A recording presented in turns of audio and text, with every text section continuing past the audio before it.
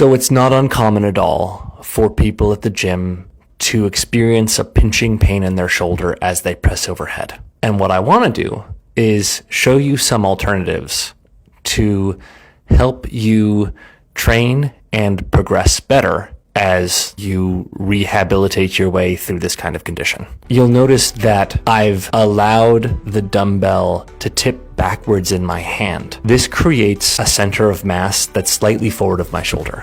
A kettlebell is a great way to also move the center of mass of the motion that you're performing slightly forward so that you don't have to go into that full end range flexion of the shoulder at the top of the range to diminish your pain. There are exercise choices like the landmine press, which I'm demonstrating here.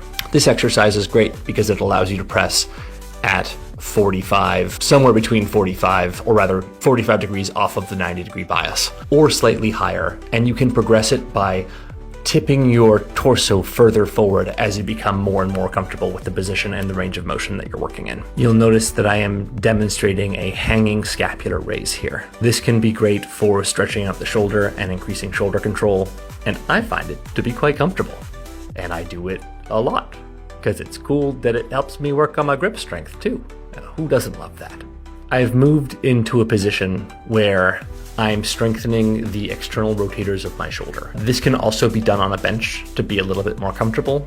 You'll notice that I'm controlling the weight through the range of motion that I have available and really making sure that I'm getting into a position where my shoulder feels slightly stretched before I'm coming back up. This will induce the most muscular change and is usually best done on its own day or after a workout so that you don't fatigue yourself past the point of the other loading of the tissue that you're going to do. I'm demonstrating some banded shoulder mobilizations here. You'll notice that there is one where I am punching forward, one where I am giving myself a little bit of a chicken wing, pushing my elbow as far forward as I can before letting it come back, and another where I am just doing shoulder movements. These can be a fabulous shoulder workout or warm up. Finally, I'm going to show a positioning exercise. This is the Lock 3, which is a shoulder stability drill.